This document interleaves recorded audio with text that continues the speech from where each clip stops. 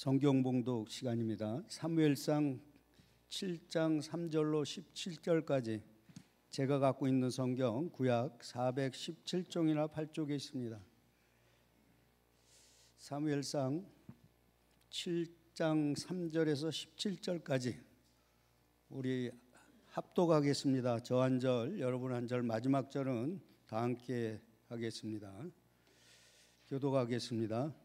사무엘이 이스라엘을 온 족속에게 말하여 이르되 만일 너희가 전심으로 여호와께 돌아오려거든 이방 신들과 아스다롯을 너희 중에서 제거하고 너희 마음을 여호와께로 향하여 그 마음을 섬기라. 그리하면 너희를 블레셋 사람의 손에서 건져 내시니라.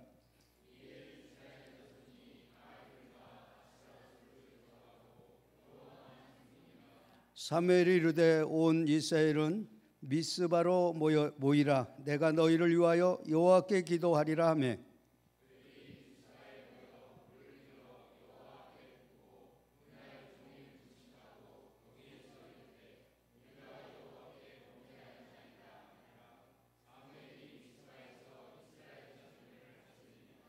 이스라엘 자손이 미스바에 모였다 함을 블레셋 사람들이 듣고 그들의 방백들이 이스라엘을 치러 올라온지라.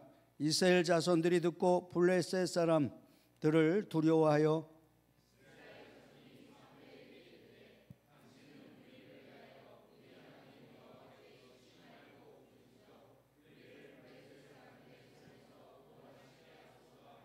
사무엘이 젖 먹는 어린 양 하나를 가져다가 온전한 번제를 여호와께 드리고 이스라엘을 위하여 여호와께 부르짖음에 여호와께서 응답하셨더라.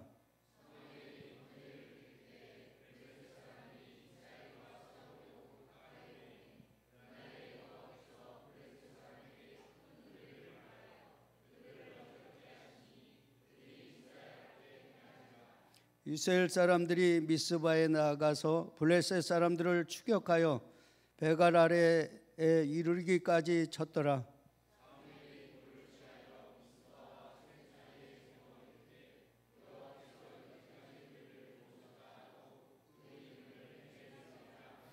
이에 블레셋 사람들이 굴복하여 다시는 이스라엘 지역 안에 들어오지 못하였으며 여호와의 손이 사무엘이 사는 날 동안에 블레셋 사람을 막으심에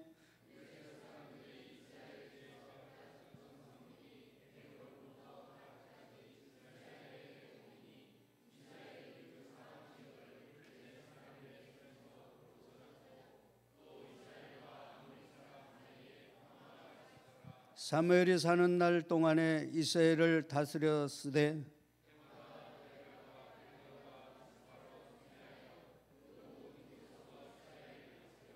함께 하겠습니다. 라마로 돌아왔으니 이는 거기에 자기 집이 있음이라. 거기서도 이스라엘을 다스렸으며 또 거기에 여호와를 위하여 제단을 쌓았더라. 아멘. 사무엘상 7장 3절로 17절 말씀에 의지해서 우리 박이건 목사님 나오셔서 다스려 도우심이란 제목을 가지고 말씀하실 때 마음을 여시고 하나님의 크신 은혜의 시간 되시기 바랍니다. 이어서 담임 목사님 드린 헌금 봉헌과 교회 소식까지 전해 주시겠습니다.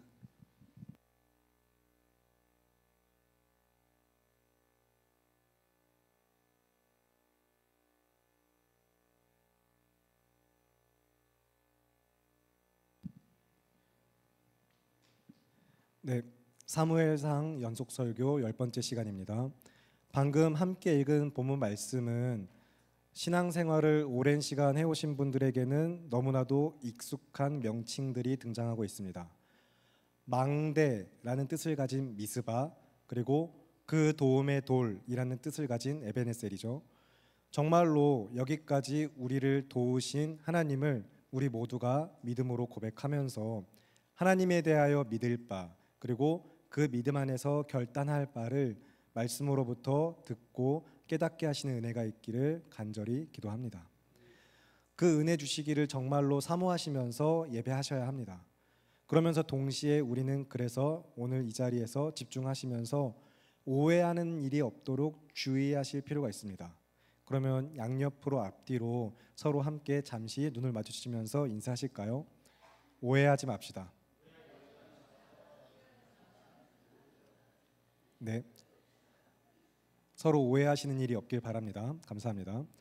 오해, 이 오해는 국어사전에서 이 오해라는 단어를 설명할 때 정의를 내릴 때 그릇되게 해석하거나 뜻을 잘못함 또는 그런 해석이나 이해라고 정의를 하고 있습니다.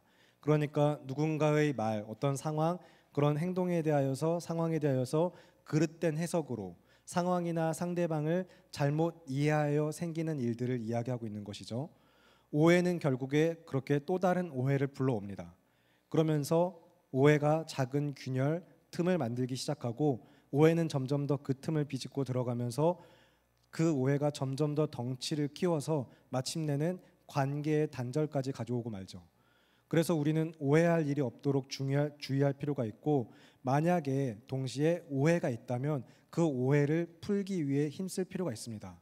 한 번의 오해, 아주 작은 오해가 그냥 두고 쌓이고 쌓이면 그 균열은 점점 더 깊어지고 점점 더 커지면서 굳어져 가고, 그렇게 관계가 단절되거나 상황이 뒤엉켜버리면 돌이키기가 정말 쉽지 않습니다.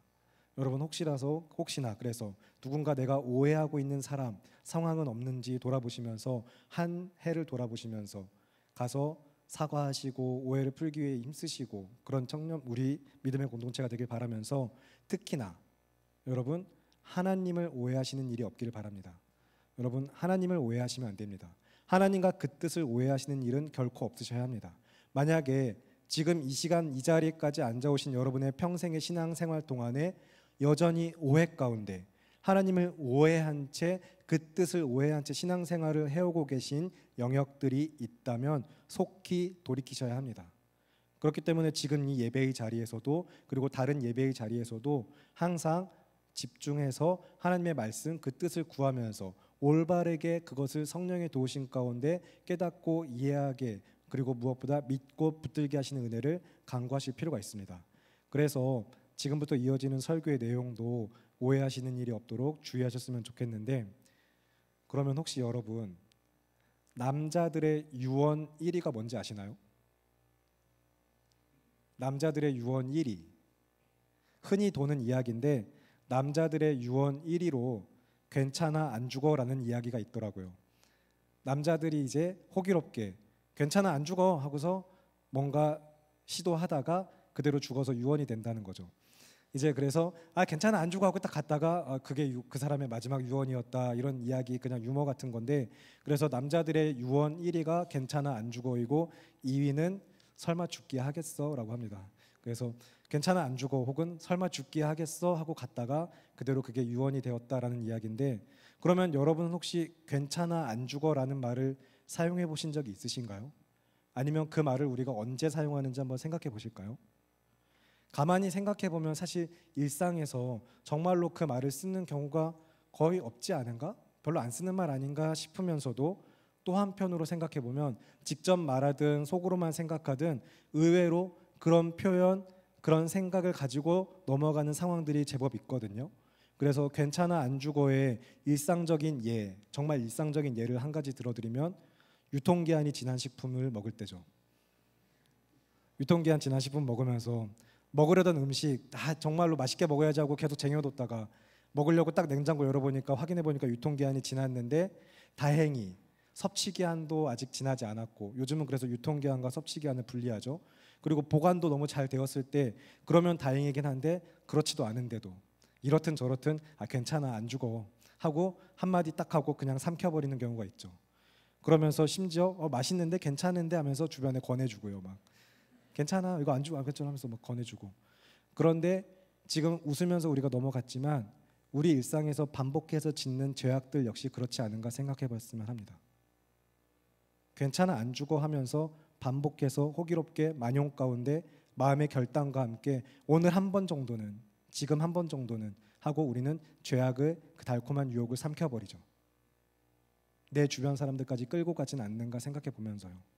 우리는 우리 앞에 놓인 죄의 유혹을 너무나도 쉽게 삼켜버리면서 이상하게 믿음의 결단과는 다르게 그 불순종과 죄악에 대한 결단은 어쩜 그렇게 결단력이 강한지 모르겠어요. 어떻게든 그 죄악을 삼켜버리죠. 해내버리죠. 그러면서 물론 여러분 우리의 삶에서 나름대로 죄와 싸우려고 노력하고 멀리하고 미워하고 계신 것도 알고 있습니다. 그런데 죄 앞에서 그런 죄를 선택하기 전에 정말 만용의 확신 가운데 우리가 괜찮아 안 죽어 하고서 삼켜버리는 죄악들이 없는지 돌아봤으면 합니다. 조금 더 정확하게 말하면 사실은 내가 죄를 삼키는 것도 있지만 그 죄악이 우리를 삼켜버리는 것이죠. 어둠에 삼켜짐을 당하는 것입니다.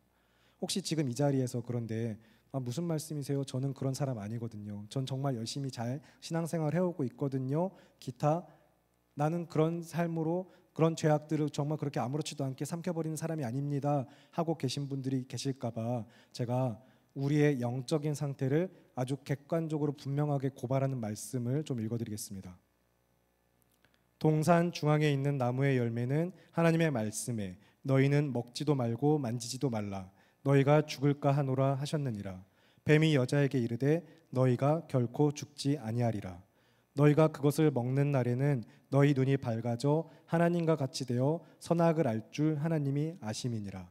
여자가 그 나무를 본즉 먹음직도 하고 보암직도 하고 지혜롭게 할 만큼 탐스럽기도 한 나무인지라.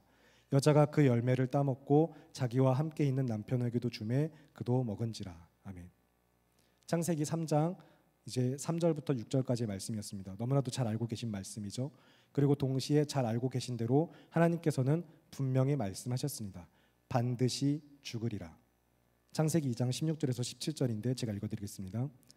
여호와 하나님이 그 사람에게 명하여 이르시되 동산 각종 나무의 열매는 네가 임의로 먹되 선악을 알게 하는 나무의 열매는 먹지 말라. 네가 먹는 날에는 반드시 죽으리라 하시니라. 아멘. 여러분 하나님께서는 분명히 말씀하셨습니다. 반드시 죽으리라. 오늘 하루 예배 안 드리면 뭐 어때? 예배 안 드린다고 죽어? 아니야, 괜찮아, 안 죽어. 아니요, 죽습니다. 반드시 죽습니다. 이렇게 우리가 말씀대로 살려고 노력하는 거 하나님도 아시는데, 내가 얼마나 열심히 신앙생활하는지 잘 아시는데 이번 잠깐 말씀에서 멀어졌다고 어떻게 하시겠어? 괜찮아, 안 죽어 하고 불순종을 선택하는 삶? 아니요, 반드시 죽습니다. 그리고 괜찮아, 너 말고도 할 사람 많아. 공동체에 야 그렇게 사람 많은데 너만 왜 그렇게 열심히 헌신해야 돼? 너 말고 다른 사람 없대? 너 그러다가 큰일 나. 너도 너 삶을 돌봐야지 하면서 괜찮아, 그래도 안 죽어 하는 삶, 그런 공동체는 반드시 죽습니다. 나를 그리고 우리를 교회로 부르시고 지어져 가게 하시는 하나님과 그 뜻을 무시한 채 점점 더 하나님에게서 멀어지고 그 말씀으로부터 멀어져서 하나님 없이 살아가는 삶, 우리가 스스로 주인 되는 삶을 선택하는 반역과 불순종의 삶의 끝은 영원한 사망밖에 없습니다. 성경은 분명히 이야기하고 있습니다. 죄의 대가로 우리에게 사망이 있고 지옥 형벌이 기다리고 있다고 분명하게 말씀하고 계세요. 그리고 지금 드리는 이야기, 이 개념을 여러분이 잘 이해하셨으면 좋겠는데, 지옥은 단순히 어떤 고통, 견디기 힘든 괴로운 고문이 이어지는 그런 형태적인 것이나 장소에만 머물지 않습니다. 보다 본질적으로 지옥을 이야기할 때, 지옥을 생각하실 때 여러분이 기억하셔야 하는 것은, 견딜 수 없는 고통과 괴로움으로 이야기될 수밖에 없는 것은 그 지옥은 하나님의 다스리심이 미치지 않는 영역이기 때문입니다. 하나님의 다스림이 없는 곳이 지옥입니다. 하나님의 자비가 그의 긍휼이 베풀어지지 않는 것이 지옥이에요. 그의 은혜와 긍휼과 사랑으로 돌보시지 않는 곳, 하나님 없이 있는 곳, 그곳이 지옥이라는 것입니다. 그러니까 하나님 없이 살아가면서 살만하다고 착각하고 있는 여러분은, 혹시 그런 분이 계시다면 지옥에서 살아가고 계신 것입니다. 예수님을 믿는다고 말하면서 하나님 없는 삶, 계속해서 반복되는 죄악들과 그 죄악들을 즐기고 탐닉하는 삶은 우리를 결국에 영원한 사망과 하나님에게서부터 영원한 단절과 하나님의 다스리심과 그의 자비와 긍휼과 사랑이 없는 삶으로서 우리를 지옥으로 끌고 간다는 것을 명심하시기 바랍니다. 그렇기 때문에 우리는 돌이켜서 오늘도 이 자리에 함께 모여 예배하는 것처럼 오직 여호와 하나님만을 섬기고 예배하는 삶을 결단해야 합니다. 그 길을 열어주신 우리의 참 소망이시며 생명이신 예수 그리스도를 믿음으로 구원을 얻었기 때문입니다. 그래서 오늘 본문에서도 이제 사무엘은 여호와께로 돌아오기로 결단하기 시작한, 이제 여호와를 사모하기 시작한 이스라엘 백성들에게 이렇게 선포를 하고 있어요. 사무엘이 여호와를 사모하기 시작한 이스라엘 백성들에게 믿음의 선포로서 어떻게 선포하고 있는가? 사무엘상 7장 3절에서 4절 말씀 같이 함께 한 목소리로 읽겠습니다. 사무엘상 7장 3절과 4절입니다. 시작. 사무엘이 이스라엘 온 족속에게 말하여 이르되 만일 너희가 전심으로 여호와께 돌아오려거든 이방 신들과 아스다롯을 너희 중에서 제거하고 너희 마음을 여호와께로 향하여 그만을 섬기라. 그리하면 너희를 블레셋 사람의 손에서 건져내시리라. 이에 이스라엘 자손이 바알들과 아스다롯을 제거하고 여호와만 섬기니라. 아멘. 이방 신들과 아스다롯, 바알들과 아스다롯 다 표현되고 그 차이가 있긴 하지만 결국에는 모두 다 모든 우상들을 이야기하는 것입니다. 어느 특정 우상들이 아니라 모든 우상들을 이야기하고 있어요. 그래서 많은 우상들이 있는데 바알 그리고 아스다롯 그리고 이방 신들 좀 없애자, 알았지? 하고서 그 중에 몇 개는 남겨놔도 괜찮아, 내가 오늘 이야기하지 않은 신들은 좀 계속 우상들 섬겨도 돼 하는 의미가 아니라는 거예요. 그 정도면 괜찮아, 안 죽어가 결코 아니라는 것입니다. 너희가 정말로 여호와 하나님만을 사모하면서 그를 찾고 그를 구하며 전심으로 여호와께 돌아오고자 하느냐? 정말로 그를 사모하느냐? 그렇다면 먼저 너희와 너희 사이에 있는 모든 우상들, 그 가득한 우상들을 다 제거하여 버려라. 어떤 것도 남기지 말아라 라고 이야기하고 있는 거예요. 그 어떤 것도 하나님과 우리 사이에 두지 말고 아주 작은 티끌 같은 죄악도 마찬가지고 오직 여호와 하나님만을 섬기는 삶을 선택하라. 그리하면 여호와께서 너희를 건져내시리라 라고 성경은 이야기하고 있습니다. 그렇게 이제 사무엘은 하나님께로 돌아오고자 하는 자들, 여호와를 사모하는 자들에게 전심으로 하나님을 섬기고자 하거든 그 마음이 진짜라면 너희와 하나님 사이에 가로막고 있는 그 모든 것들을 제거하여 버리고 하나님보다 먼저 찾고 구하며 즐거워하던 것들, 숭배하는 그것들을 다 버리고서 하나님만을 섬기라고 이야기하는 거예요. 그렇기 때문에 우리 사랑하는 성교교회 성도 여러분도 마찬가지입니다. 하나님과 나 사이에 다른 그 어떤 것도 두시지 않길 바랍니다. 아주 작은 것, 잠깐의 틈도 허용하지 않도록 노력하세요. 나와 하나님 사이에 그 무엇도 없이 오직 나와 하나님만 남아서 그 온전한 사랑의 연합 가운데, 그래서 부부가 한 몸이듯이 교회와 그리스도가 한 몸 되어서 나 역시 그리스도 예수 안에서 하나님과 연합한 삶을 살아가는 것, 그렇게 오직 주님만을 예배하는 삶을 힘쓰시기 바랍니다. 앞에서도 우리가 찬양했지만 그래서 주님만 의지하시고 주님만 예배하시고 주님만 살아가는 삶을 살아갈 필요가 있는 것입니다. 그리고 또 기억하셨으면 하는 것은, 그래서 하나님께서는 정말 오래 참으시거든요. 정말 오래 참으십니다. 그러나 결코 끝까지 참으시지는 않으십니다. 하나님 정말 너무 오래 참으시면서 용납하시고 용서하시거든요.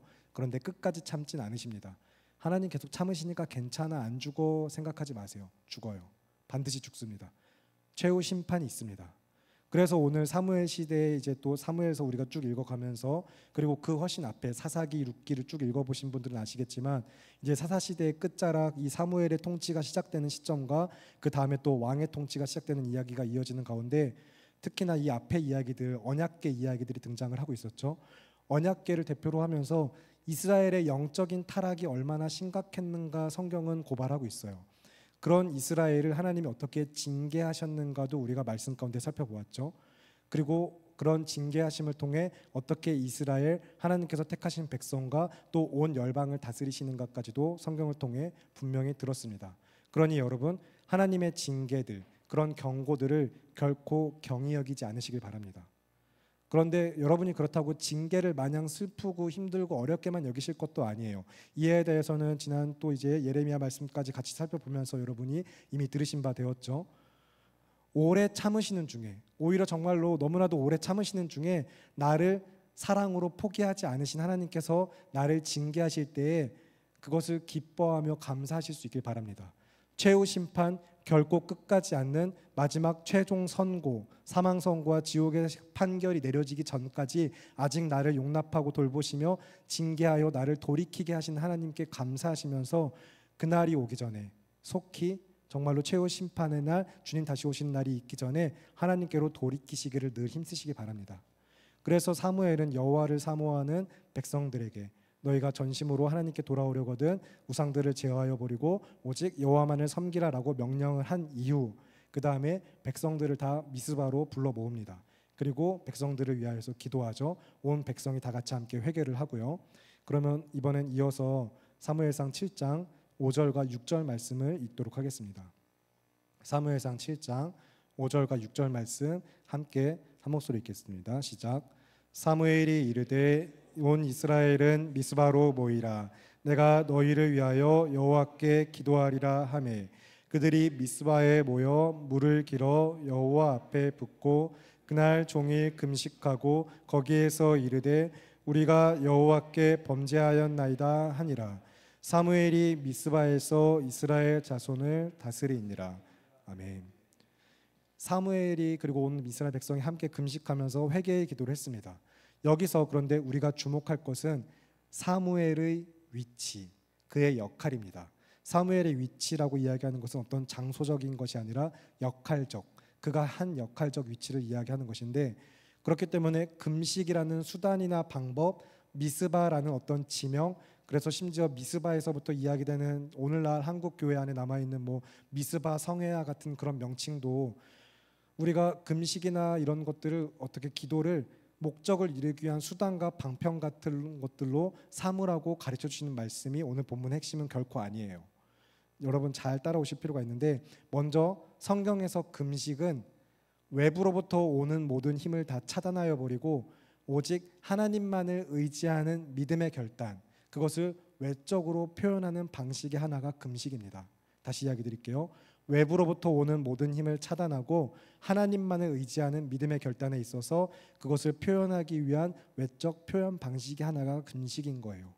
그래서 성경은 이제 금식은 오직 하나님만 의지합니다라는 가장 결단의 표현인 것을 이야기하면서 우리가 금식이라는 행위 자체를 기도 응답의 수단으로 여기지 않는 것과 함께, 그래서 이제 물을 길어 여호와 앞에 붓는 행위도 올바로 이해하실 필요가 있는데 자기 부인을 상징하는 것입니다.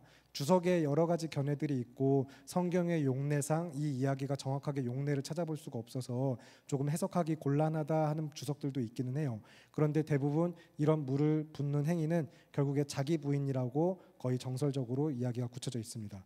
그러니까 자기를 부인하고 하나님만 의지하고 모든 죄악들을 제거하여 버리고 하나님께로 돌아오는 삶, 지금 사무엘로부터 시작하여서 온 이스라엘 백성이 여호와를 사모함으로 이제 전심으로 여호와만 섬기기 위하여 어떻게 나아가고 있는지를 잘 보시기 바랍니다. 그렇게 우리가 이 본문을 보면서 앞에서도 이야기했지만 사무엘의 위치와 역할을 주목하실 필요가 있습니다. 그러면 이번에는 사무엘상 7장 7절부터 11절까지 말씀을 저와 여러분 한 절씩 교독하실 텐데, 사무엘상 7장 7절부터 11절, 제가 먼저 7절을 읽겠습니다. 이스라엘 자손이 미스바에 모였다 함을 블레셋 사람들이 듣고 그들의 방백들이 이스라엘을 치러 올라온지라. 이스라엘 자손들이 듣고 블레셋 사람들을 두려워하여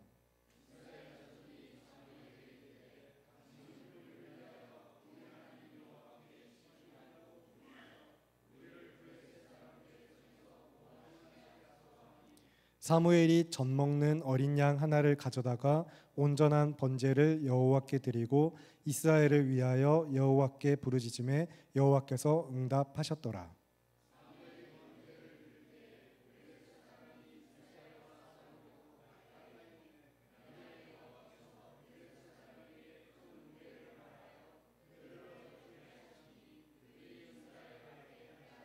함께 읽겠습니다.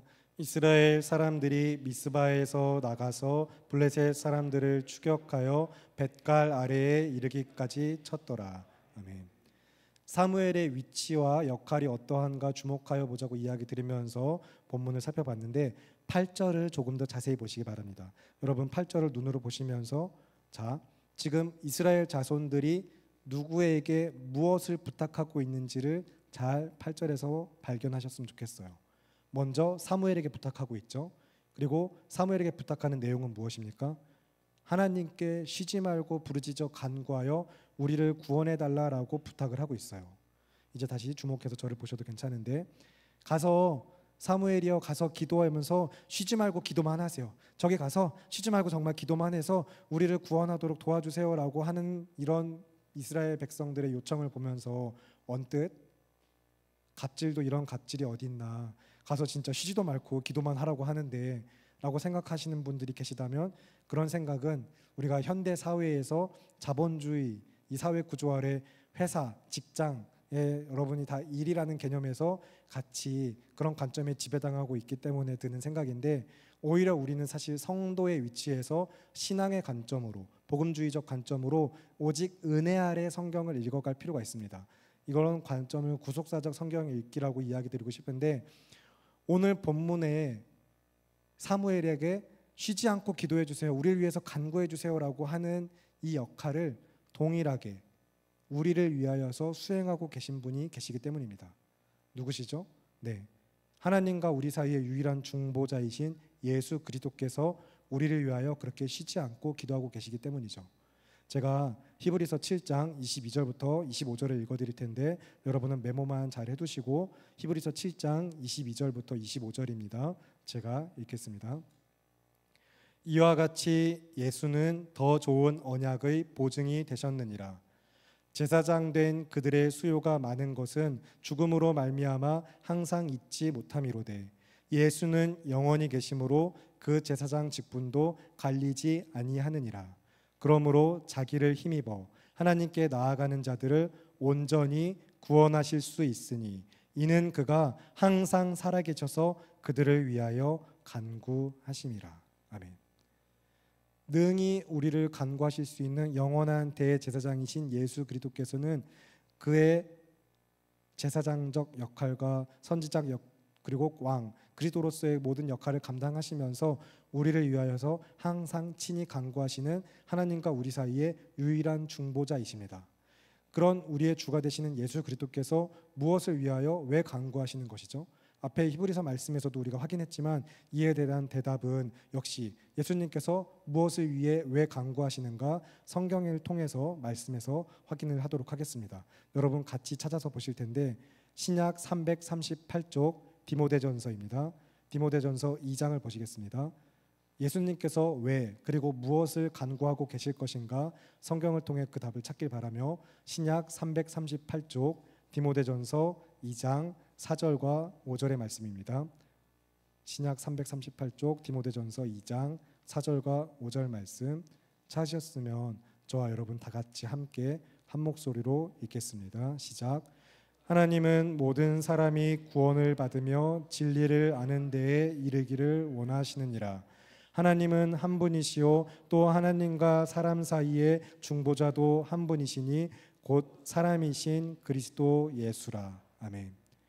친히 자신의 백성들을 구원하시기 원하시는 하나님께서 또 진리를 아는데, 하나님을 알고 그와 온전히 연합하여 함께 살아가길 원하신 하나님께서 하나님과 사람 사이에 유일한 중보자 한 분을 세우셨는데, 그가 누구시라고요? 예수 그리스도.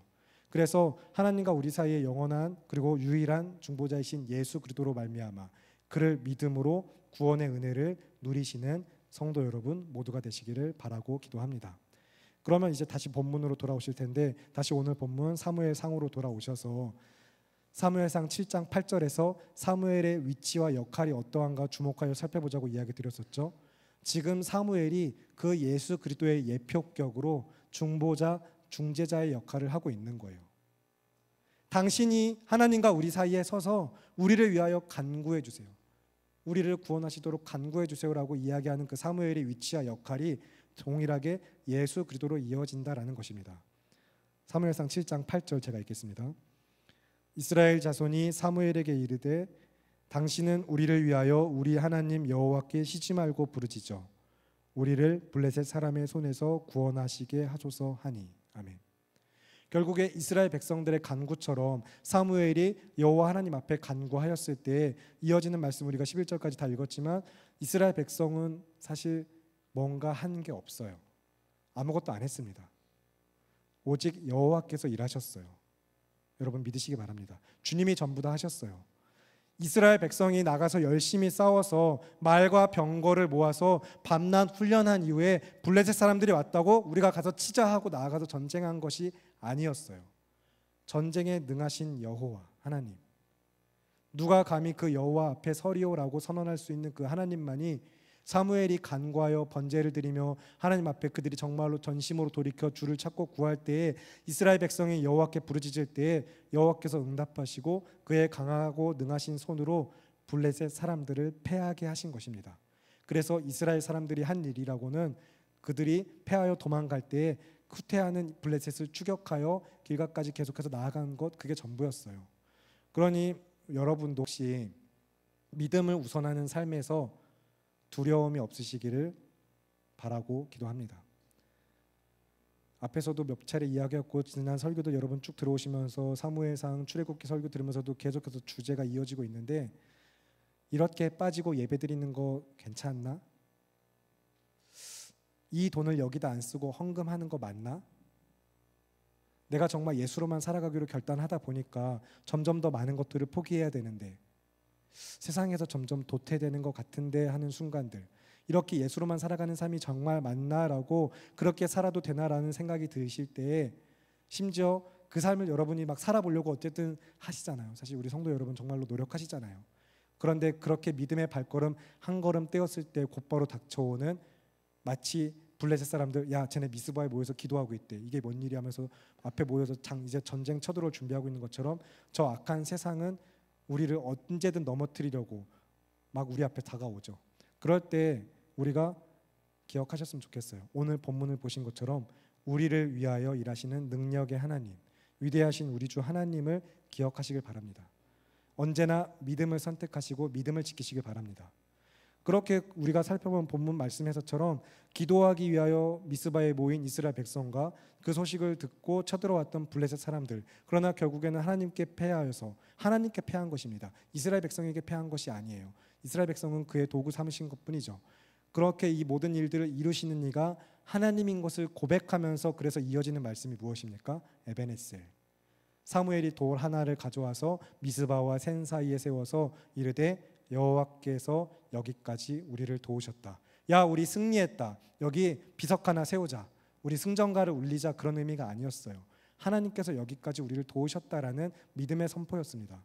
그러면 사무엘상 7장 12절 말씀, 사무엘상 7장 12절, 오늘 본문 다시 돌아오셔서 사무엘상 7장 12절 말씀을 다 같이 함께 한 목소리로 읽겠습니다. 시작. 사무엘이 돌을 취하여 미스바와 센 사이에 세워 이르되 여호와께서 여기까지 우리를 도우셨다 하고 그의 이름을 에벤에셀이라 하니라. 아멘. 에벤에셀이란 단어를 그대로 직역하면 그 도움의 돌이라는 뜻입니다. 원래 히브리어 본문에는 여기에 이제 정관사 더 같은 역할이 사라져 있어서 이제 들어가 있는데, 이제 번역할 때는 이렇게 좀 생략이 되어 있어요. 근데 어쨌든 그 도움의 돌, 하나님의 도우심을 분명하게 명확하게 이야기하는 것입니다. 하나님의 도움, 그걸 생각하면서 그 도움의 돌이라는 명칭으로 에벤에셀을 세웠는데, 이제 돌을 세워놨는데, 사실 이제 여기 지금 오늘 언급되고 있는 지명들 미스바와 에벤에셀은 정확한 위치는 아직 특정되지 않았어요. 계속해서 많은 논쟁들이 있고 여기다 저기다 이야기하고 있지만 어디에서도 정확하게 분명하게 여기다라고 확실하게 이야기하고 있는 주석은 없습니다. 그래서 이 에벤에셀이라는 단어가 사실 이미 사무엘상 여러분 읽으신 말씀 앞에서 등장들 했던 지명이거든요. 4장 1절과 5장 1절에서도 에벤에셀이 등장을 하는데, 오늘 이 7장의 에벤에셀하고는 조금 다른 장소로 구별을 하고 있어요. 많은 주석들이. 그런데 여러분이 뭐 더 많은 관심을 가지고 이런 것들을 찾아보고 알려고 하시는 것도 좋고 감사하지만, 우리가 그렇게 마냥 성경을 역사적이나 지리적인 관점으로 읽어서는 안 될 것입니다.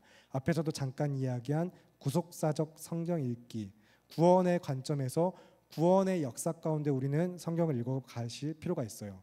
그래서 역사적인 관점, 지리적인 관점이 아니라 구속사적 관점으로 성경을 읽어가시는 가운데, 오늘 이제 설교의 마지막까지 이후의 시간 그런 구속사적 성경 읽기 방식으로 우리가 말씀을 읽어갈 텐데, 구원의 역사, 하나님께서 행하신 놀라운 구원의 은혜를 생각하면서 그리스도를 중심으로 성경을 읽으시기 바랍니다. 성경을 단순하게 역사책으로 생각하시면 안 되죠. 역사적 사실에만 집중해서 역사적 사실의 분명한 팩트 확인, 어떤 진리를 확인하려고 하는 것도 아니고 반대로 무슨 동화책이나 소설책처럼 여기면서 만들어진 이야기라거나 그냥 오늘 이 시대 우리 삶에 교훈을 주는 이야기, 무슨 탈무드처럼 그렇게 성경을 읽어가셔도 결코 안 돼요. 오직 구원의 역사, 구속사라는 관점에서 언제나 예수 그리스도를 중심으로 우리는 성경을 읽어가야 합니다.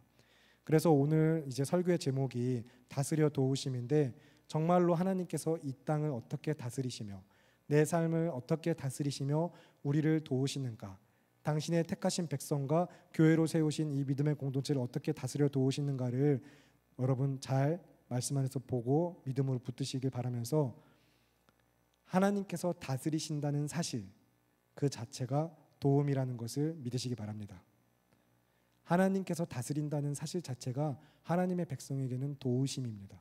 그가 다스리시는 것이 우리에겐 도우심이에요.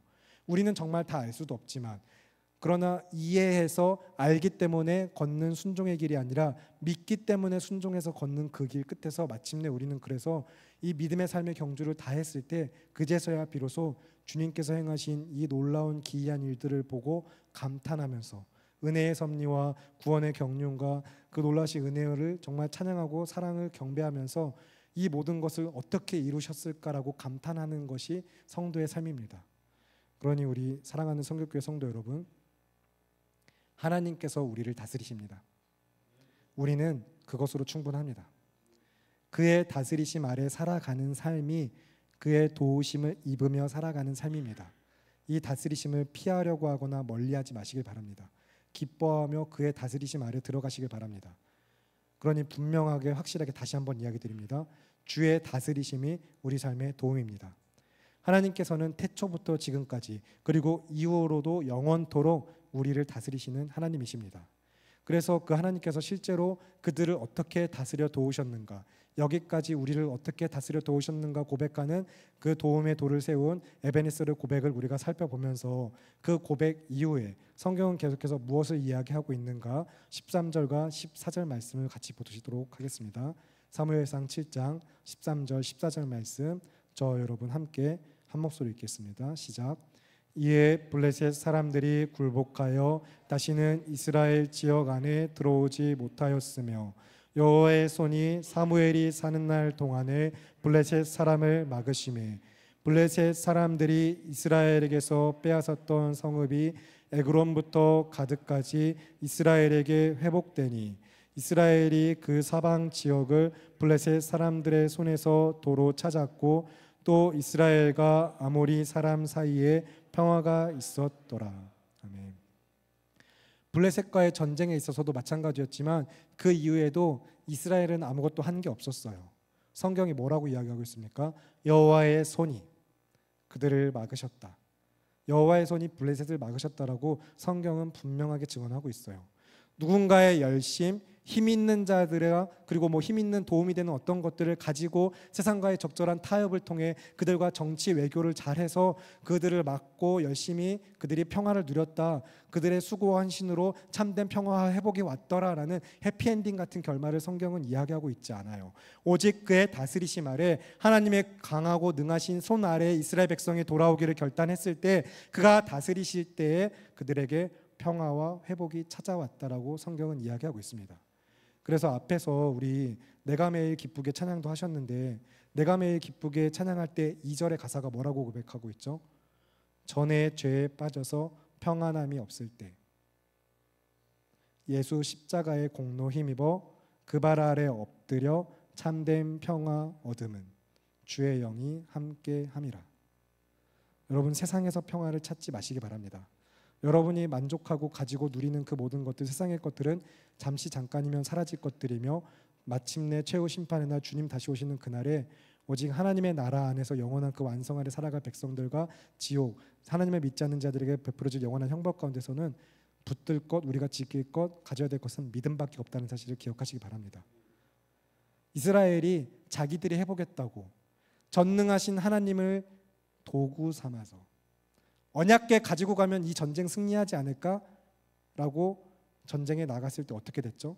오히려 처참하게 패하였으며 언약궤를 빼앗겼으며 하나님을 제대로 섬기는 법도 잊어버리고 제사하는 법도 잊어버리고 그랬던 그들이 이제서야 비로소 하나님 앞에 돌이켜서 주의 다스리심 아래 삶을 드리고자 시작했을 때에서야 자신들의 위치, 정체성을 찾기 시작하셨을 때야 그때서야 참 평화와 회복이 하나님께로부터 주어졌다는 사실을 우리는 말씀에서 분명히 보실 필요가 있습니다. 그래서 우리가 정말로 여호와 하나님의 다스리심 아래에 들어가는 삶을 강구하면서 계속해서 이어지는 이제 오늘 본문 마지막 15절과 17절 말씀, 사무엘상 7장 15절과 17절 말씀을 저와 여러분 다 함께 한 목소리로 읽겠습니다. 사무엘상 7장 15절에서 17절입니다. 시작. 사무엘이 사는 날 동안에 이스라엘을 다스렸으되 해마다 베델과 길갈과 미스바로 순회하여 그 모든 곳에서 이스라엘을 다스렸고 라마로 돌아왔으니 이는 거기에 자기 집이 있음이니라. 거기서도 이스라엘을 다스렸으며 또 거기에 여호와를 위하여 제단을 쌓았더라. 아멘. 앞에 본문에서도 사무엘이 다스리기 시작했을 때 이제 본문 초반부에도 이야기가 나오지만 또 이 짧은 3절 세 구절의 말씀 안에 계속해서 다스렸다는 표현이 연속해서 사용되고 있습니다. 성경 안에서 어떤 특정 어휘, 문장, 단어 같은 것들이 반복되는 것을 여러분 발견하시면 그 단어는 중요하다라는 것을 기억하시기 바랍니다. 그런데 그 단어가 중요한 게 아니라 그 단어를 통해 말하고자 하는 의미가 중요하기 때문에 그 단어를 강조하고 있는 것인데, 그러면 여러분 이제 다스렸다가 중요한 거고 다스렸다가 중요한 것을 알았으면 이제 생각해 볼 필요가 있겠죠. 누가 다스렸죠? 누가 다스린 것입니까? 1차적으로 표면적으로 문자적 성경 읽기를 하면 사무엘이죠. 그런데 정말로 사무엘이 맞을까요? 정말로 사무엘이 다스렸나요? 맞는 것 같으면서도 뭔가 아닌 것 같은 기분이 들죠. 제가 이렇게 확신에 차서 질문을 하고 있으면 네, 여호와 하나님이 다스리셨죠. 하나님이 다스리셨습니다. 우리는 그것을 어떻게 확신하고 발견할 수 있죠?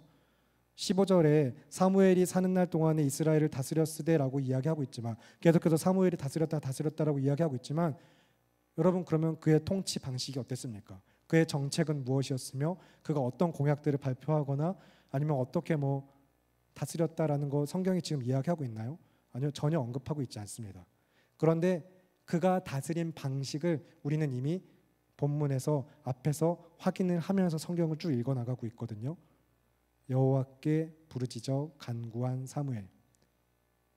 그는 이스라엘을 위해 기도하던 사람이었고 기도하던 사람이라는 것은 하나님의 뜻을 묻고 구하며 나아간 사람이었으며 주의 다스리심 아래 주의 뜻 아래 살기를 결단하고 살아낸 인물이 사무엘이었습니다. 그의 다스림, 그의 통치 방식은 하나님의 뜻대로였어요. 주의 다스리심 아래 그 뜻대로 다스린 것입니다. 결국에 그 위에 사무엘 위에 누가 있는 것이죠? 하나님이 계신 것이죠. 하나님이 사무엘을 이스라엘을 다스리신 것입니다. 그래서 우리는 성경을 읽을 때 구원의 역사 안에서 계속해서 성경을 읽으면서 그러면 다시 사무엘의 위치와 역할을 보면서 예수 그리스도의 구속사적 성경 읽기 방식으로 오늘 본문을 어떻게 읽어볼 수 있는가, 앞에 사무엘이 중보자 역할을 했다는 것과 그 유일한 언약의 중보자이신 예수 그리스도 히브리서 7장의 말씀도 우리가 함께 확인을 했는데 계속해서 오늘 본문 안에서 어떻게 그런 것들을 발견할 수 있는가 이제 말씀을 잘 따라오시기 바랍니다. 실상 이 모든 일을 행하시는 이 만물의 주권자이신 하나님을 이야기하면서 하나님의 구원의 역사 가운데 우리가 예수 그리스도를 언제나 생각하면서 성경을 읽어갈 때 그러면 오늘 본문 8절부터 10절을 다시 보시면서 여러분 예수 그리스도를 생각하면서 말씀을 읽어보시기 바랍니다. 사무엘상 7장 8절에서 10절 말씀 저와 여러분 한 절씩 교독하실 텐데 예수님을 생각하면서 사무엘상 7장 8절부터 10절을 읽겠습니다. 제가 먼저 8절을 읽겠습니다. 이스라엘 자손이 사무엘에게 이르되 당신은 우리를 위하여 우리 하나님 여호와께 쉬지 말고 부르짖어 우리를 블레셋 사람들의 손에서 구원하시게 하소서 하니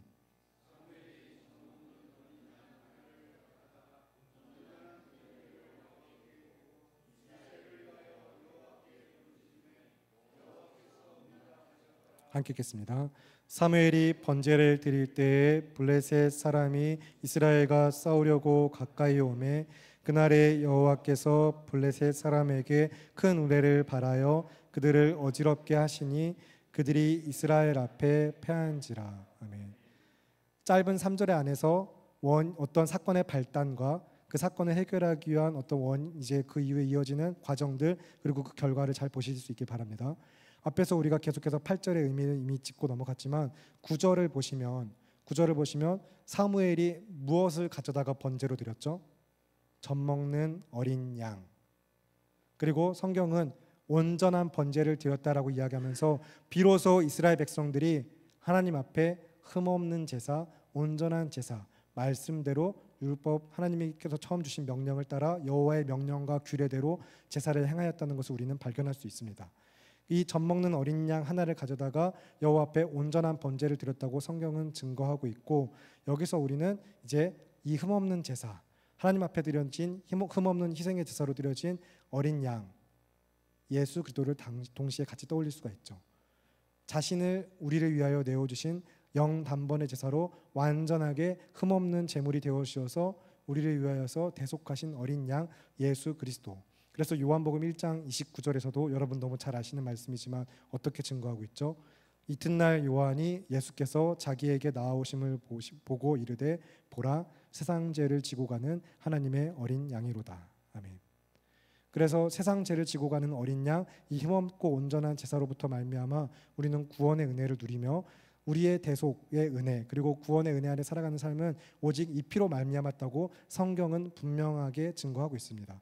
그래서 베드로전서 1장의 말씀에서도 이렇게 증거를 하고 있는데, 이번엔 우리가 지금 계속해서 공동체 안에서 믿음으로 살아가는 삶의 결단을 우리 안에 계속 마음에 새기고 계신데, 이제 이 말씀 베드로전서 1장을 보시면서도 같이 또 예수 그리스도 안에서 구원을 얻은 우리가 어떤 믿음 안에 살아가야 될까 생각하시면서 베드로전서 1장 13절부터 19절 말씀을 같이 보시도록 할게요. 신약 377쪽입니다. 베드로전서 1장 13절부터 19절까지 말씀, 저와 여러분 한 절씩 교독하실 텐데, 신약성경 377쪽 베드로전서 1장 13절에서 19절입니다. 제가 먼저 13절을 읽도록 하겠습니다. 그러므로 너희 마음의 허리를 동이고 근신하여 예수 그리스도께서 나타나실 때에 너희에게 가져다 주실 은혜를 온전히 바랄지어다.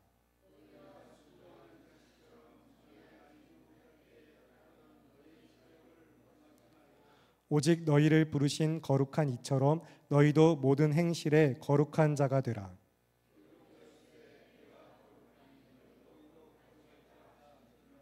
외모로 보시지 않고 각 사람의 행위대로 심판하시는 이를 너희가 아버지라 부른즉 너희가 나그네로 있을 때를 두려움으로 지내라.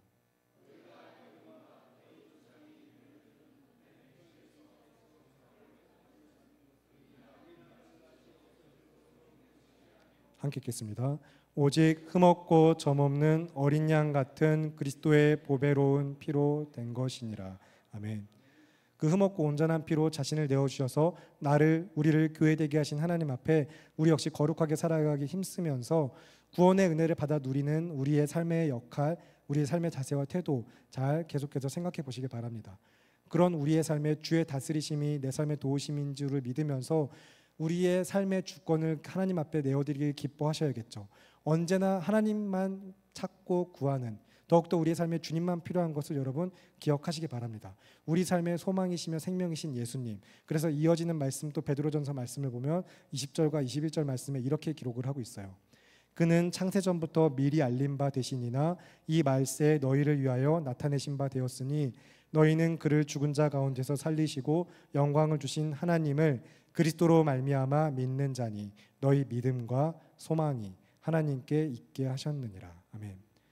그래서 여러분 세상의 관점으로는 미련하고 패하는 것 같으나, 그러나 그래서 막 그 길을 걸어가면서도 주님 정말 이 길이 맞습니까 하고 언제라든지 저 세상으로 돌이키고 싶은 순간에서도 여러분 내가 붙들 믿음이 무엇인지 우리가 정말 어떻게 살아가든지 기억하시면서, 그래서 세상에서 볼 땐 패하고 미련한 방식처럼 보이는 예수 그리스도의 십자가를 통하여 어떻게 우리에게 승리와 참된 안식을 가져다 주셨는가, 마지막으로 마가복음 12장 말씀을 함께 보실 거거든요.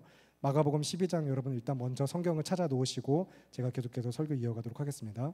마가복음 12장 1절부터 12절까지 말씀을 찾아 두시기 바랍니다.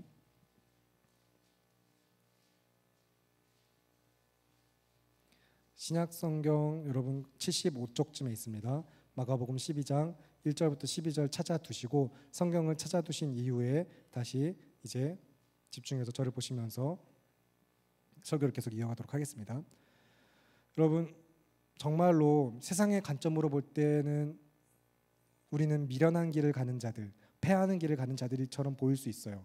그래서 여러분 정말 그 길을 가면서 이 길 맞나 생각하실 때 우리가 정말 이 길이 맞습니까? 라는 질문을 어떻게 바라봐야 될지, 믿음의 관점만에서 우리가 또 어떤 순종의 걸음으로 나가야 될지 이미 수요 예배 가운데 여러분 말씀을 들으셨지만, 정말로 주의 다스리심 아래 삶을 내어드리기를 힘쓰면서 오늘 이 예배 자리를 마치고 여러분 나아가실 텐데, 매 주마다 모든 예배마다 매일매일 사실 결단하시잖아요. 무엇이 옳은지 이미 알고 있잖아요. 예수님만이 전부인 것, 그만이 나의 필요라는 것 고백하시잖아요. 그런데 아는데 결단했는데 쉽지 않으시죠. 믿음을 지키기가 너무 쉽지 않습니다. 내가 이 믿음 택하고 예수님을 붙잡자니 세상의 것들을 버리게 되다 보니까 이러다 정말 죽는 거 아닌가 싶은 순간들, 이러다 죽겠는데. 그런데 여러분 기억하시기 바랍니다. 괜찮습니다. 죽지 않습니다.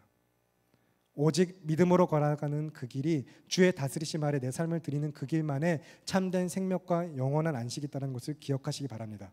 영생은 믿음으로 사는 삶에 있습니다. 괜찮아 안 죽어를 그러니까 우리가 어떻게 생각할지를 잘 기억하세요. 그 믿음을 지키고 살아갈 수 있도록 도우시는 하나님을 의지하면서 나의 생명이시고 구원이신 예수 그리스도만을 더욱더 붙드는 삶, 그의 놀라운 다스리심, 그 기이하고 알 수 없는 우리의 인간의 방식과 세상의 우리 어떤 지혜로는 알 수 없는 하나님만의 지혜의 그 다스리심이 얼마나 놀라우면 우리가 그것을 왜 붙들어야 하는가. 마가복음 12장 1절부터 11절까지 말씀, 마가복음 12장 1절부터 11절, 저와 여러분 한 절씩 교독하실 텐데 제가 1절 먼저 읽겠습니다. 예수께서 비유로 그들에게 말씀하시되, 한 사람이 포도원을 만들어 산 울타리로 두르고 즙자는 틀을 만들고 망대를 지어서 농부들에게 새로 주고 타국에 갔더니,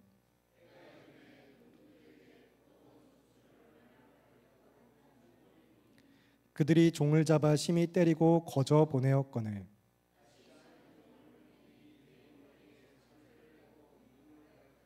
또 다른 종을 보내니 그들이 그를 죽이고 또 그 외 많은 종들도 더러는 때리고 더러는 죽인지라.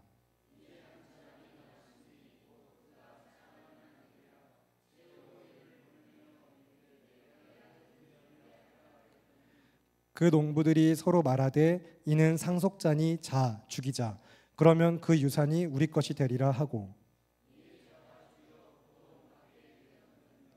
포도원 주인이 어떻게 하겠느냐, 와서 그 농부들을 진멸하고 포도원을 다른 사람들에게 주리라.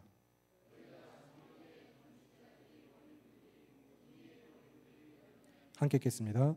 이것은 주로 말미암아 된 것이요 우리 눈에 놀랍도다 함을 읽어보지도 못하였느냐 하시니라. 아멘. 자, 이제 다 왔습니다. 조금만 더 힘을 내서 집중해서 따라와 주세요. 우리가 방금 이제 한글 개역개정 성경으로 읽은 성경 안에서는, 그리고 심지어 이제 신약은 헬라어로 쓰였으니까 헬라어 원문에서도 이 언어 유희가 감춰져 있는데, 이제 우리가 이 고대 근동 이 성경을 읽어보는 당시의 사람들은 유대인들, 이스라엘 사람들, 또 그 시대 사람들, 여러 많은 이방인들도 포함이지만 기본적으로는 이제 유대인들이 히브리 사람들이라는 것과 히브리어를 기초로 하고 있다는 것을 여러분 생각하면서 본문을 보시면, 히브리어로는 이 원문 안에 언어 유희가 좀 담겨 있어요. 이제 돌이 히브리어로 에벤입니다. 그래서 에벤 에셀인 거예요. 도움과 돌, 에벤이라는 돌이라는 단어와 에제르라는 도움이라는 단어가 합쳐져서 도움의 돌이 된 건데, 에벤이 돌입니다. 그리고 이제 아들, 오늘 본문에서 아들이 등장했었죠. 마가복음 12장에 아들이 히브리어로 벤이에요. 그래서 돌 에벤과 아들 벤, 이 두 단어를 가지고 히브리 개념적으로는 이것이 언어 유희가 되는데, 아들 벤을 보냈는데 죽였죠. 그리고 너희가, 이건 이제 시편 118편 22절과 23절 말씀을 예수님께서 인용하여서 너희가 이미 그 말씀을 읽고 알고 있지 않느냐 하면서 이야기하신 것인데, 건축자의 버린 돌을 버려버렸지만 그 돌이 어떻게 됐다고요? 모퉁이 돌, 머릿돌이 되었다. 너희가 그 아들을 죽였지만, 그 돌을 버렸지만 하나님이 누구를 다시 머릿돌 삼으시고 누구를 구원과 생명의 주로 삼으셨는지 보라라고 이야기하시면서, 그래서 그 이후에 주께서 행하신 이 놀라운 기이한 일들을 보면서 너희가 참 놀랍도다라는 그 찬양의 고백 시편 118편을 인용하면서, 죄 짓는 사람들, 하나님을 반역하는 사람들, 끊임없이 그의 다스리심 아래 들어가기를 기뻐하지 않고 자기 삶의 주인 되려고 하는 자들과 그분이 내 삶의 주인이심을 믿고 고백하는 자들의 그 믿음의 공동체로서 성경은 오늘 우리에게 교회에게 주시는 말씀으로서 이 말씀들을 통해 교훈하시는 바가 있는 거예요. 세상의 방식으로 보기에는 버린 돌처럼 죽임을 당한 아들처럼 참 쓸모없어 보이고 패하는 방식 같아 보이지만 미스바에 모여서 기도나 하고 있다니 패하는 방식 같지만 그러나 그의 다스리심, 그런 모든 일을 명하시고 그런 또 자들을 돌보시는 주의 다스리심 아래 그 길만에 믿음으로 사는 길만에 참된 생명과 영원한 안식이 있음을 정말로 믿으시기 바랍니다. 예수 그리스도의 복음이 우리를 살게 합니다. 이 모든 것이 정말로 주로 말미암아 이루어졌으며 내 삶을 다스리시는 이는 정말 주님 한 분밖에 없군요. 주님이 이 모든 일을 행하셨군요라는 믿음의 고백, 그저 경배밖에 할 수 없는 것이 그렇게 순종으로 살아가는 삶에서 이어지는 거예요. 믿음으로 고백하는 삶 가운데 순종으로 살아가면서 그 믿음 가지고 오늘도 우리 삶에 주님의 뜻을 이루시길 간구하며 주님 제 삶에 주님의 뜻을 이루시옵소서라고 간구하면서 날마다 우리의 피할 바위시고 산성이시며 강하고 능하신 주님 앞에 우리의 삶을 내어드리는 삶, 주님 앞에 나아가는 삶을 힘쓰시는 성결교회 성도 여러분, 우리 모두가 되기를 기도합니다. 그래서 이 시간 함께 기도와 기도 제목을 나누실 텐데 여러분 끝까지 믿음을 지키세요. 오직 믿음만 남습니다. 오직 예수님밖에 없습니다. 괜찮습니다. 여러분 죽지 않습니다. 그 삶에 영생이 있기 때문입니다. 여러분 중에 그 어느 누가 다들 부모이시고 앞으로 부모가 될 자들이신데 자녀가 어린아이가 위험한 칼을 들고 놀고 위험한 곳 낭떠러지 향해 가는데 괜찮아 가봐 안 죽어 가지고 놀아봐 안 죽어 할 부모가 어디 있겠습니까? 자녀에게 괜찮아 안 죽어 너 하고 싶은 대로 실컷 해 하는 부모는 결코 없습니다. 그 위험한 곳에 가지마 그러면 죽어라고 하고 경고하고 때려서라도 데리고 오고 그를 살려내야 하지 않겠습니까? 하나님께서 우리에게 그렇게 말씀하셨습니다. 반드시 죽으리라 하신 말씀이 하나님 왜 자꾸 저를 힘들게 하세요? 왜 말씀은 우리에게 맨날 순종을 요구하죠? 왜 점점 더 힘든 삶을 요구하죠라고 생각하지 않으시기 바랍니다. 그리고 주의 징계하심도 재앙이 아니라는 것을 기억하시기 바랍니다. 평안이요 우리에게 미래와 소망과 생명을 주시기 위한 것입니다. 그 하나님의 사랑을 기억하시면서 나를 부모처럼 나를 자녀처럼 생각하시면서 다스리시는 하나님의 섭리 아래 하나님 그의 다스리심 아래 내가 우리의 삶을 두기를 바랍니다라고 간구하시면서 여러분 죄를 내버려 두시면 반드시 죽습니다. 저 세상과 나를 버릴 때만 반드시 삽니다. 이거 버리면 안 될 것 같은데요 하는 것들 버리셔야만 합니다. 괜찮습니다. 죽지 않습니다. 그 길이 영원히 사는 길입니다. 그러니 믿음의 길을 선택하시면서 주님과 함께 살아가기 힘쓰시면서 주님의 다스리심 아래 삶을 내어드리시길 바랍니다. 그래서 이 시간 오직 주님만 나를 다스려 주시기를 간구하는 기도 주님을 한번 크게 외치고 기도하겠습니다. 기도합니다. 주여 살아계신 아버지 하나님 오늘도 우리가 주님의 앞에 나와 예배하는 이 시간 이 예배의 자리 주님의 다스리심 아래 우리의 삶을 내어드리면서 놀라우신 하나님의 은혜의 통치와 그 사랑의 섭리 가운데 우리가 정말로 기쁨과 감사로 내 삶을 내어드리기를 결단하며 믿음으로 순종의 삶을 나아가는 예배의 삶 오늘 이 시간 우리가 주의 말씀을 들으면서 주시는 마음들 가운데 믿음으로 결단하며 주님 앞에 간구하며 나아가오니 우리가 정말로 믿음으로 버려야 할 것들은 버리게 하시고 참으로 우리가 취할 것들 선택해야 될 것들이 무엇인지 결국에는 예수 그리스도 그리고 우리 주 믿음으로 정말 주님 우리가 붙들 것이 무엇인지를 기억하게 하시며 그 말씀 붙들고 오늘도 주의 말씀에 붙들려 나아가는 삶들 가시는 내가 있기를 간절히 바라고 기도합니다. 저 세상 가운데서 세상이 말하는 것들 세상이 붙들라고 이해하는 것들 붙드는 인생이 아니라 하나님이 붙들라고 하신 것 우리 주 예수 그리스도 주의 은혜와 그 사랑만으로 주님을 더욱더 붙들고 믿음을 선택하는 삶을 살아가기를 결단하는 우리 모든 성도들 한 사람 한 사람 모두가 되게 하시옵고 참으로 하나님을 붙들고 믿음으로 살아가는 삶 가운데 주의 다스리심 아래 우리의 삶을 내어드리며 세상에 볼 때는 패배하는 것 같고 미련한 것처럼 보이나 그러나 그 길만의 영원한 생명과 참된 안식이 있음을 믿음으로 고백하면서 주의 안식 앞에 주의 믿음 안에 정말 그 나라를 바라보면서 믿음의 길을 선택하여 살아가는 믿음의 백성들 성경교회 모든 성도가 되게 시기를 간절히 바라고 기도하오니 주의 다스리심 아래 우리의 삶을 내어드리는 자들 되게 주님 도와주시옵고 언제나 주님의 다스리심 아래 매일매일 믿음의 순종으로 말씀의 결단의 순종을 살아가는 믿음의 예배자들 우리 모두가 되게 하시기 간구하며 귀하고 아름다우신 우리 주 예수 그리스도의 이름으로 기도드립니다. 아멘. 살아계시는 아버지 하나님 오늘도 주님의 은혜 가운데 우리를 이 자리에 부르셨으니 하나님의 백성 삼으신 믿음의 공동체 교회 그리고 예배자인 우리가 오늘도 주의 다스리심 아래 내 삶을 드리기를 결단하며 주의 말씀 붙들고 또 말씀에 붙들려 나아갑니다. 주님, 우리를 붙드시고 우리가 연약하여 흔들리고 넘어질 때마다 주의 말씀으로 우리를 일으켜 세우사 그 말씀만이 우리의 힘과 능력 되어 주시기를 간절히 바라고 기도합니다. 그래서 언제나 믿음을 선택하며 이 믿음으로 살아가는 삶이 세상에서 볼 때 너무 미련하고 패배하는 것 같이 보이나 그러나 그 길 끝에 영생이 있음을, 하나님의 영원한 나라가 우리 삶 가운데 이루어지고 있음을 믿고 고백하며 오늘도 믿음을 선택하는 삶, 평생 주님 앞에 끝까지 믿음으로 나아가는 성교교회 모두가 될 수 있도록 도와주시옵소서. 주님의 다스리심 아래 우리 삶을 내어드리며 귀하고 아름다우신 우리 주 예수 그리스도의 이름으로 기도드립니다.